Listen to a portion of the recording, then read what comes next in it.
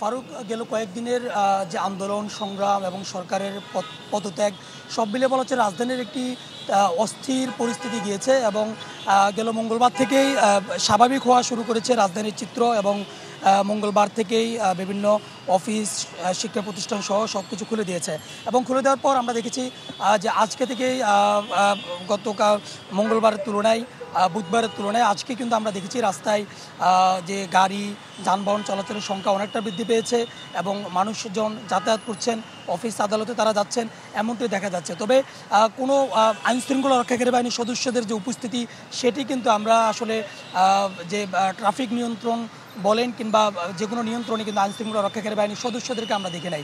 আমরা দেখেছি যে শিক্ষার্থীদের অবস্থান কিন্তু আমরা আজকে রাজধানীর বিভিন্ন মোড়ে মোড়ে আমরা দেখেছি যে শিক্ষা প্রতিষ্ঠানের যে সমস্ত শিক্ষার্থীরা গেল কয়েকদিন ধরে রাষ্ট্র সংস্কারের জন্য আন্দোলন করেছে তাদেরকে আবার আজকে আমরা ট্রাফিক সংস্কারে অর্থাৎ ট্রাফিক ব্যবস্থাপনায় তাদেরকে আমরা রাস্তায় দেখেছি যে তারা ট্রাফিক নিয়ন্ত্রণে তারা কাজ করছেন। যাদের মাথায় হেলমেট নেই তাদেরকে তারা জিজ্ঞাসাবাদ করছেন হেলমেট ছাড়া রাস্তায় কেন বের হচ্ছে, কিংবা তিনজন যদি কোনো মোটরসাইকেলে থাকে তাদেরকেও তারা কিন্তু জিজ্ঞাসাবাদ করছেন। একেবারে বলা চলে যে পুরো রাজধানী প্রত্যেকটি মোড়ে মোড়ে ট্রাফিক ব্যবস্থাপনায় যেন কোনো রকম সংকট সৃষ্টি না হয় কিংবা কোনো রকম ভোগান্তি যেন না হয় সেজন্য শিক্ষার্থীরা কিন্তু রাস্তায় আছেন। তারা 100% কপার কন্ডেন্সারে তৈরি ভিশন ফ্রিজ, তাই গুণে মানে অটুট থাকে বছরের পর বছর। ট্রাফিক সিগন্যালগুলো নিয়ন্ত্রণ করছেন এবং পাশাপাশি কয়েকটি জায়গায় কিন্তু আমরা আনসার সদস্যদেরকে দেখেছি।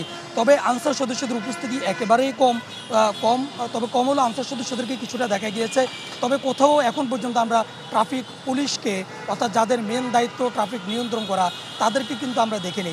এবং অপরদিকে আমরা দেখেছি যে আজকে বেশ কয়েকদিনের তুলনায় আজকে কিন্তু রাজধানীতে যে যানজটের যে চাপ অর্থাৎ যানবাহনের যে চাপ সেটি কিন্তু দেখা গিয়েছে এবং যে যানবাহনগুলোতে আমরা দেখেছি যে অধিক মানুষ আমরা দেখেছি এবং মানুষজন তারা যাচ্ছেন, কোথাও কোথাও যানজট আমরা দেখেছি এবং অনেক দীর্ঘ সময় যানজট কিংবা ট্রাফিক যে সিগন্যালে মানুষ আটকে থাকা সেই চিত্র আমরা দেখেছি।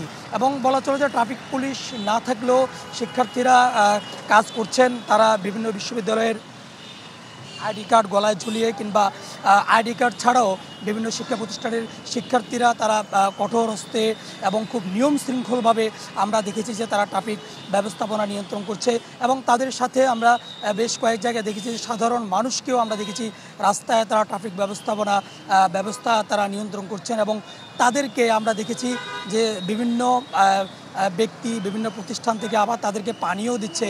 সব মিলিয়ে বলা চলে যে এখন পর্যন্ত রাজধানীর চিত্র যদি আমি সব মিলিয়ে বলার চেষ্টা করি, রাজধানীতে ধীরে ধীরে বেড়েছে মানুষ, যানবাহনের সংখ্যাও বেড়েছে, মানুষজন অফিস আদালতে তারা যাচ্ছেন, শিক্ষা প্রতিষ্ঠানেও যাচ্ছেন, কিন্তু ট্রাফিক ব্যবস্থায় ট্রাফিক নিয়ন্ত্রণে ট্রাফিক পুলিশের উপস্থিতি না থাকলেও শিক্ষার্থীরা কাজ করে যাচ্ছেন।